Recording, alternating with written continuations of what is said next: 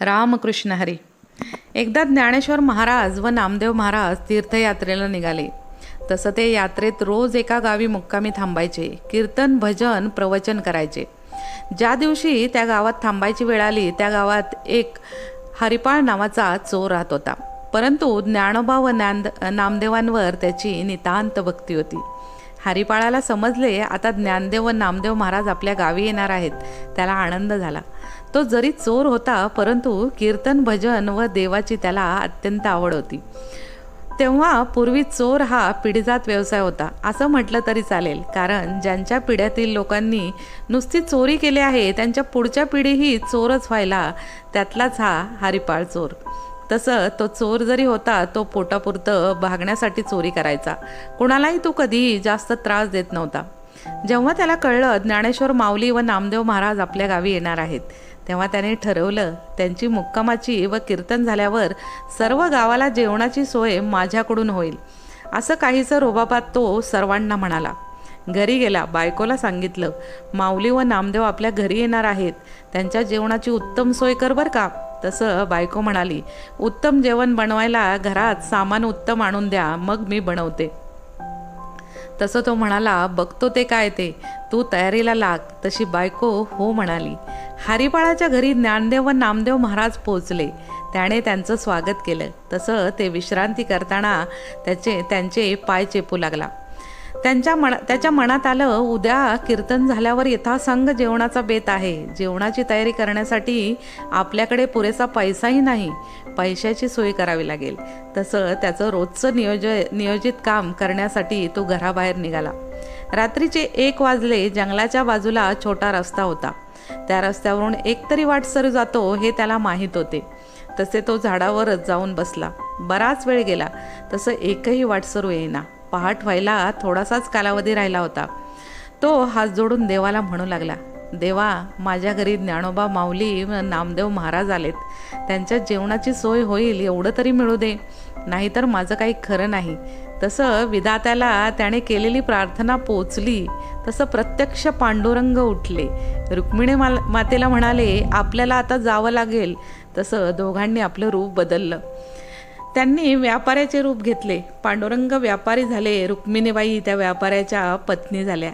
तसं पांडुरंगाने रुक्मिणीला सांगितले, भरपूर सोन्याचे दागिने घाल. प्रत्यक्ष श्रीहरी विष्णू माता लक्ष्मीला दागिने घालायला सांगत होते.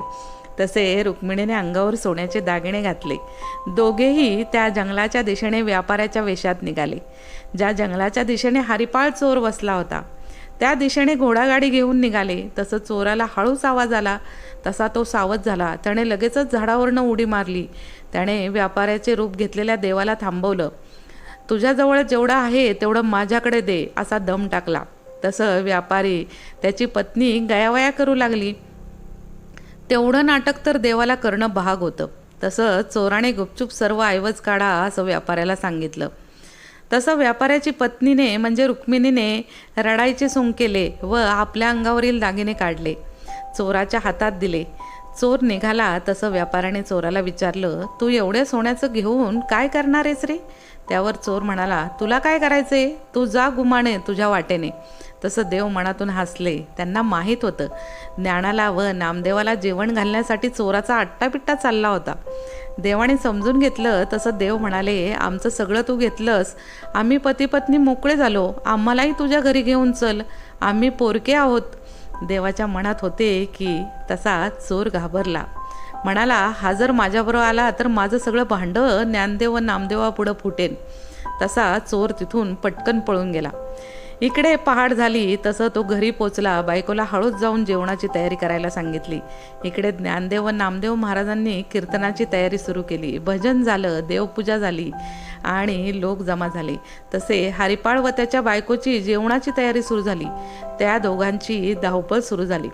त्याचे लक्ष बाहेर गेले. त्याने पाहिले त्या माणसांच्या गर्दीत तो व्यापारी व त्याची पत्नी आलेली दिसली.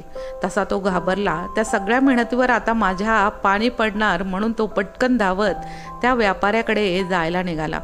तसं लोक ज्ञानदेव व नामदेवांच्या पाया पडण्यासाठी गर्दी करू लागली. पण ज्ञानदेव व नामदेवांना थोडीशी कुणकुण लागली. कुठंतरी भगवंत इथे येऊन जवळ असा उभा आहे.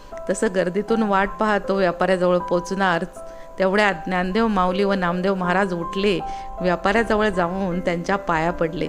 हे सर्व पाहून हरिपाळ मात्र अचंबित झाला आणि म्हणाला, महाराज तुम्ही याच्या का पाया पडताय? त्यावर माऊली व नामदेव म्हणाले, अरे हरिपाळा, प्रत्यक्ष भगवंत तुझ्या दारात आले आहेत. तसं देव मूळ रूपात आले, सर्वांना दर्शन दिले. हरिपाळाला मात्र हे सर्व पाहून भरून आले. प्रत्यक्ष देव माझ्या मदतीला धावून आला. त्याने व त्याच्या पत्नीने देवांना मनोभावे लोटांगण घातले. ठरल्याप्रमाणे देवांसहित सर्वांना मनसोक्त जेवण वाढले. यातून एक बोध होतो, तुम्ही काय करताय हे महत्त्वाचं नाही, ते करण्यामागे तुमचा हेतू काय आहे ते महत्त्वाचे आहे.